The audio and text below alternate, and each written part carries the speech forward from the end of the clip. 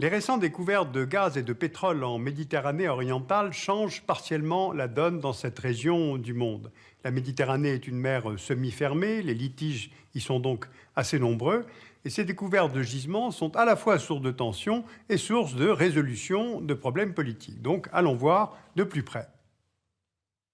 Voici le bassin de la Méditerranée. Cette mer a une largeur maximale de 1600 km et minimale d'environ 13 km. C'est une mer semi-fermée par les détroits internationaux de Gibraltar, des Dardanelles et l'isthme où a été percé le canal de Suez. Et cet espace maritime doit être partagé par 23 États riverains, tous en droit de disposer d'espaces de souveraineté. Donc comment se partage cet espace maritime? Bien pour le comprendre, il faut faire un peu de droit. Le droit de la mer, régi par la Convention de Montego Bay de 1982, indique ceci. Un État dispose de ses eaux intérieures des côtes jusqu'à la ligne de base. Là, la souveraineté de l'État est complète, c'est la prolongation de ses droits terrestres. Puis d'une mer territoriale large de 12 000, où il demeure souverain sur la surface, le fond, les sous-sols et l'espace aérien survolant la zone. Mais il est tenu d'autoriser le passage des navires marchands et de guerre si ces derniers ne sont pas belliqueux. Vient ensuite la zone contiguë qui se trouve entre 12 et 24 000 à partir de la ligne de base, où l'État peut faire respecter ses lois nationales dans les domaines des douanes, de la fiscalité, de la santé et de l'immigration. Et puis enfin, il y a la zone économique exclusive. Entre 12 et 200 000, l'État y a des droits souverains d'exploration et d'exploitation des eaux, des fonds marins et des sous-sols. Et au-delà de ces zones de souveraineté, il y a les eaux internationales. Alors comment ces principes du droit de la mer s'appliquent-ils en Méditerranée? Revenons sur notre bassin méditerranéen. Avec 23 pays riverains, on voit bien sur cette carte qu'il n'y a pas assez de place pour que tout le monde puisse avoir sa ZEE large de 200 000. Certains territoires maritimes se chevauchent, comme par exemple entre la France, les Baléares et la Sardaigne, ou entre l'Égypte et Chypre, ce qui est susceptible de créer des contentieux entre les États. Or, justement, les contentieux sont nombreux. Allons voir la côte israélienne. Voici la ZEE qu'Israël revendique. La première découverte de gaz en offshore d'Israël date de 2000 avec le gisement Mari B, dont les ressources sont estimées à environ 30 milliards de mètres cubes de gaz. Puis, en 2009, sont découverts le champ de Dalit, d'environ 15 milliards de mètres cubes, le champ de Tamar, avec 250 milliards de mètres cubes de gaz, et à eux deux, les gisements de Dalit et de Tamar représentent un potentiel économique de 30 milliards de dollars.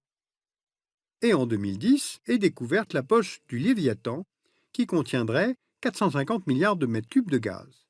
Alors selon une estimation, le potentiel gazier total d'Israël pourrait s'élever à 1500 milliards de mètres cubes, ce qui à terme offre à Israël une indépendance énergétique, un possible statut d'exportateur d'hydrocarbures et la possibilité de se prémunir contre d'éventuels boycotts énergétiques que peuvent exercer certains États arabes voisins. Et ces champs sont découverts alors que justement l'État israélien s'inquiétait de l'épuisement de ces gisements déjà en cours d'exploitation. Alors ces découvertes dans une mer relativement fermée et qui concentre tant de tensions politiques intéressent tout le monde et surtout le Liban. Le Liban est au nombre des États arabes qui n'ont jamais reconnu l'État d'Israël. Donc les deux pays ne se sont pas mis d'accord sur leurs frontières terrestres, même si l'ONU a établi une délimitation entre les deux pays qu'on appelle la ligne bleue. Donc il n'existe pas non plus de frontières maritimes reconnues. Israël a officialisé en juillet 2011 le tracé de sa zone économique exclusive que vous voyez ici. Or, le Liban conteste la ligne qui la sépare de sa ZEE et qui devrait, selon lui, se trouver là. Israël et le Liban se disputent donc une zone de 850 km² dans laquelle pourrait se trouver du gaz. Alors la tension monte entre les deux pays. Le Hezbollah libanais a menacé d'attaquer les infrastructures d'exploitation israéliennes et Israël a déployé sa marine au niveau des forages.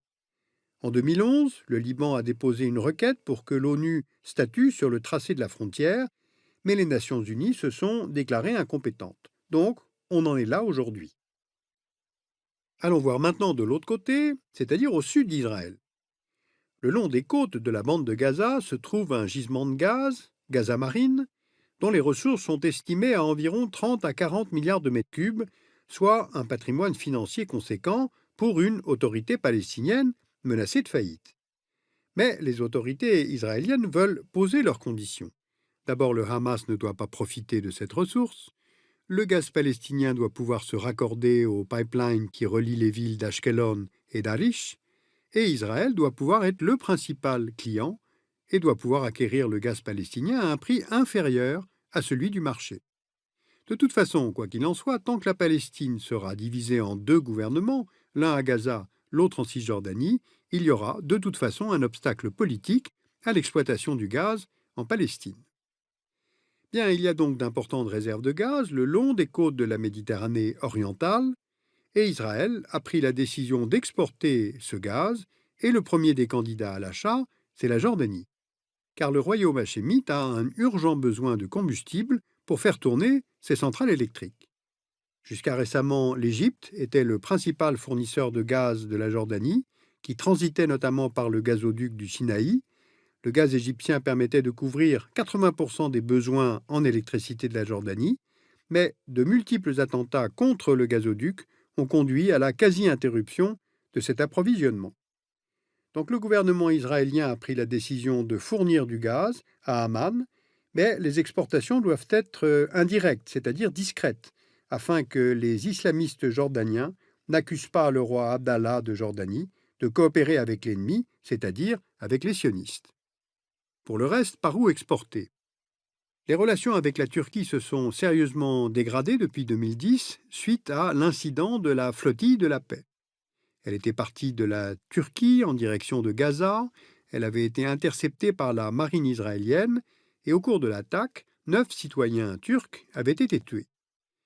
Israël a donc procédé à un retournement d'alliance et s'est tourné vers Chypre et la Grèce, ennemis historiques de la Turquie. La découverte d'intérêts communs autour de l'énergie a poussé au rapprochement des trois États, d'autant plus que les découvertes d'hydrocarbures israéliens ont accéléré les prospections des fonds sous-marins des États voisins. Résultat, Chypre découvre en 2011 l'énorme gisement d'Aphrodite au sud-est de l'île, dont les premières poches devraient recéler entre 100 et 150 milliards de mètres cubes de gaz naturel et possiblement du pétrole, soit près de 300 ans de consommation en gaz pour l'île de Chypre. Mais l'île de Chypre est divisée en deux entités politiques qui se disputent le contrôle de l'île entière. Au sud, la République de Chypre, qui est membre de l'Union européenne. Au nord, la République turque de Chypre du Nord, soutenue par la Turquie. Et les points de désaccord sont nombreux. La République turque de Chypre du Nord dénonce les explorations menées par la République de Chypre, la délimitation de ses frontières avec Israël, l'attribution des blocs d'Aphrodite à des compagnies américaines et israéliennes. En clair, elle lui reproche ce qu'elle considère comme une appropriation frauduleuse des ressources de l'île dans son ensemble. Bien, nous avons donc vu Israël, le Liban, la Palestine, Chypre. Allons voir maintenant du côté de la Grèce.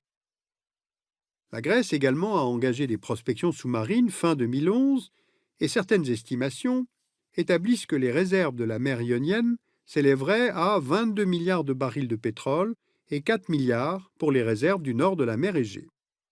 De plus, une étude estime que les réserves de gaz de la Crète seraient de 4 000 milliards de mètres cubes de gaz, pouvant générer un revenu de plus de 400 milliards d'euros pour l'État grec sur 25 ans, ce qui est tout de même assez avantageux pour un État à ce point endetté.